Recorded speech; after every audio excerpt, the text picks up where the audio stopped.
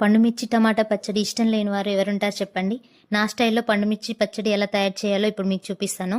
ఈ పచ్చడి కోసం పండుమిర్చిని మంచిగా వాష్ చేసుకొని తడి లేకుండా తుడుచుకొని తొడిమలు తీసుకొని పక్కన పెట్టుకోవాలి. తర్వాత ప్యాన్లో ఆయిల్ వేసి ఆయిల్ హీట్ అయ్యాక పండుమిర్చిని వేసి మంచిగా వేయించి పక్కన పెట్టుకోవాలి. అదే ఆయిల్లో టమాటాలు కూడా వేసి మెత్తగా మగ్గించుకోవాలి. ఇలా మగ్గించుకున్న వాటిని పక్కన పెట్టి వేరొక ప్యాన్లో మెంతులు, ధనియాలు, ఆవాలు వేసి అవి వేగాక కొంచెం జీలకర్ర వేసి వేయించుకోవాలి.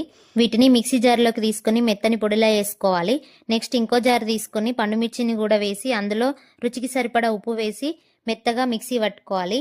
ఇలా వట్టిన దానిని టమాటా పేస్ట్లో వేసి కలుపుకోవాలి. నేనైతే డైరెక్ట్గా టమాటాలు మెత్తగా ఉడికినాయి కదా అని అందులోనే వేసిన. మీరు కావాలంటే టమాటాలని కూడా మిక్సీ పట్టుకోవచ్చు.